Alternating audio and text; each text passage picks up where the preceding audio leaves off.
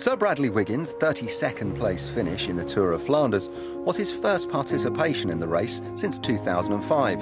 And this weekend, the 2012 Tour de France champion is having a full-blooded attempt at Paris-Roubaix for the first time in 3 seasons. We met up with Wiggins as he contemplated a change in his customary schedule. I would love to compete well in something like Paris-Roubaix.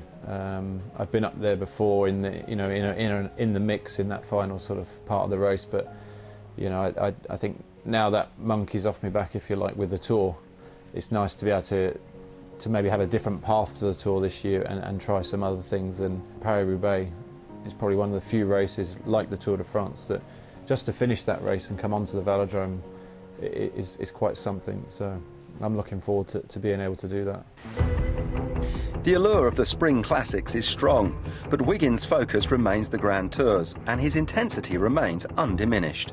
I realise how hard they are and how much you have to do just to make the Tour, really. And I think to warrant your place in the Tour and to be able to do the job required, whatever that role is, you're looking at maybe 2 or 3 guys around Chris Froome that potentially could be on the podium themselves, if not try and win the race in the likes of Richie Porte.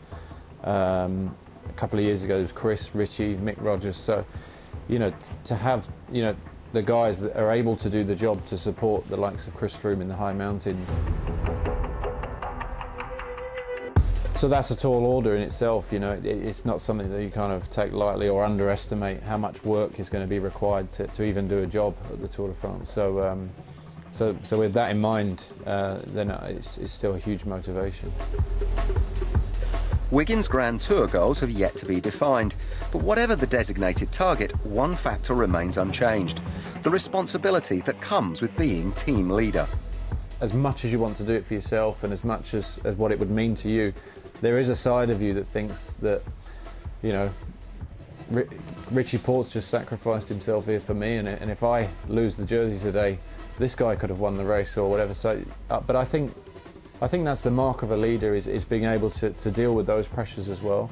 And I think that's what makes Tour champions. As defending champion, Chris has now, got to step up and deal with the questions as defending Tour champion, and so much else that our sport has been blighted with, and answer all those questions. And I think that's the mark of a true champion. And Chris has, for the last 6 months, has been able to handle that in the same way as he races his bike, and I think that's a marker of a great champion.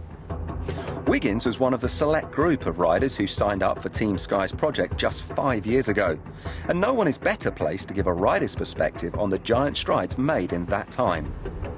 It's what the goal of this team was always about, and I think every year a few guys leave, new guys come in, and it just gets strengthened each year. And it's like most of the great sports teams around the world, your football teams, American football teams, rugby teams. They just get stronger all the time, and it's just tweaking it each year in order to, and you have to take risks in doing that.